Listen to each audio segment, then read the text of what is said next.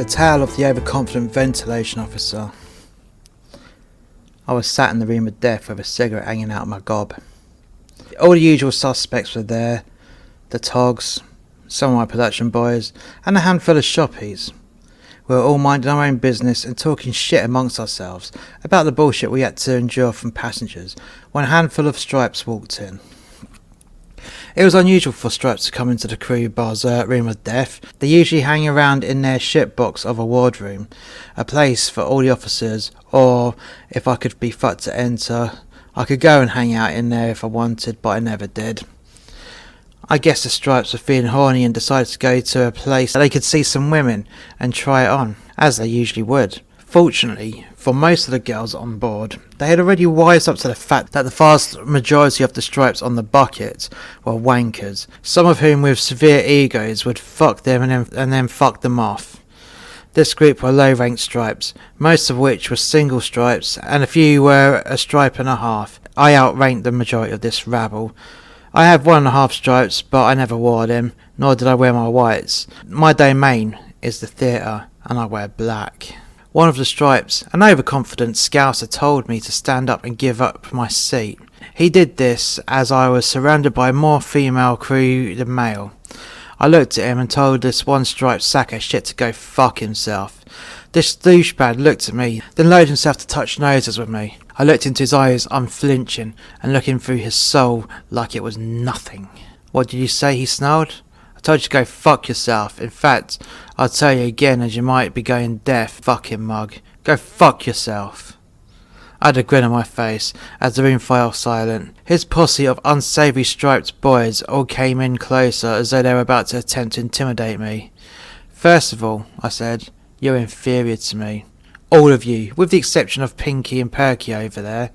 You, son, are outranked by me, so you had better apologise, or there will be trouble, motherfucker." At that point, all my boys and some of the togs surrounded the stripes. "You don't have stripes. I outrank you," snarled the scouser stripe. "Well, that is where you're fucking wrong, you dumb pile of shit," I said as hostile as possible. "Read my name badge and look it up in the fleet handbook. I'm the deputy production manager and I outrank you." "So why aren't you wearing your stripes?" he said slightly timidly. "Well, you see, if I work on stage and the stage is black, that means I need to be invisible so I can blend in and not be seen." I stood up and pulled his name badge off his brilliant white shirt. "Oh, and you're the 3rd ventilation officer, so that means your job title is bitch." I breathed on his name badge and polished it up on my sleeve. I then replaced it upon his chest and deliberately upside down. I pulled out a cigarette, lit it, and slowly exhaled smoke into his face. "You know what is really funny?" I said. "When I go home, I'll be working in the same line of work of what I'm doing right now. When you go home, you'll be bagging my shopping." I continued to blow smoke into his face.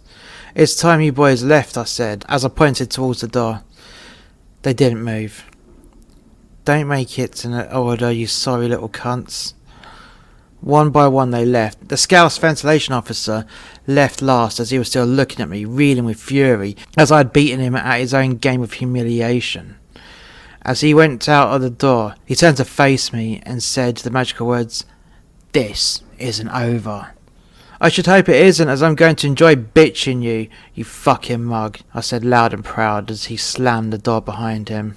I sat back down and continued to converse and drink with my fellow crewmates as though this run-in didn't happen. Later that evening, I went back to my cabin with a shoppy in tow. We were getting jiggy down the corridor as I pulled out my room key. I slipped the card in the lock and we went inside. My cabin was like a sauna. The heat was immense. It hit both of us in the face like a brick wall. There was no airflow. It was at this point I immediately knew what had happened. I knew that playing with the thermostat wouldn't help at all. I knew that it was the cunt of a ventilation officer who had fucked around with the overrides in the corridor, and there was nothing I could do about it. I turned to this hot shoppy, hot now in more ways than one. "Fancy staying in the theatre tonight?" She smiled and took me by the hand. I walked the long way into the theatre, which was 2 doors down. We went backstage and we began to undress each other in the dressing room, where we proceeded to shag for hours. When we were done, I quickly ran back to the sauna with no clothes on and grabbed my duvet. I ran back to the dressing room and snuggled up to my shoppy companion. We slept on the floor on a pile of old costumes that I knew would be outlanded the next time we docked. I woke up the next morning to morning head. What a way to start the day. It was brilliant. A good night last night, with the exception of having my room turned into a sauna. I came with a massive explosion in her mouth and then she got dressed and went back to her cabin to get ready for work. I went back to the sauna and phoned the second ETA to log the defect in my cabin. The second ETA and the first ventilation officer came to my cabin and checked it out.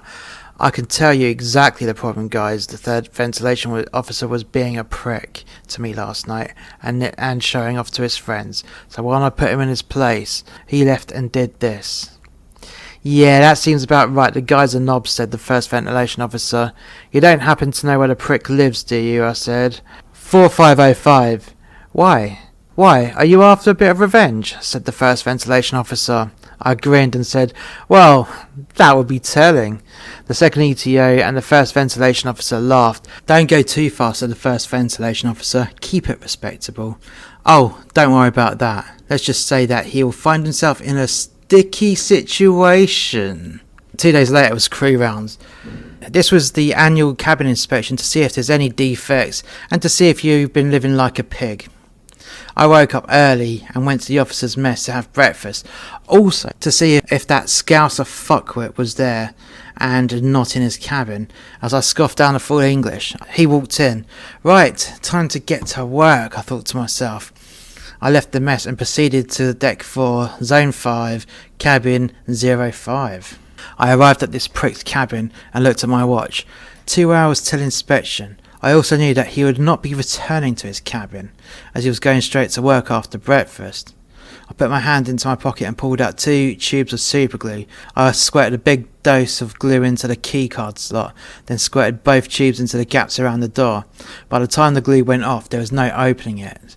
I then took out a piece of paper and a reel of tape from my other pocket and stuck the following note on the door. Never get revenge over something that is so trivial just to get even. I walked away chuckling to myself. 2 days later we arrived in Southampton. As I was going through security to get off the ship, that is when I saw him. The Scouser fuckwit was standing there in his civvies with his luggage. I laughed so hard as I lit up a cigarette. Turned out that he was fired for causing trouble. What a dickhead.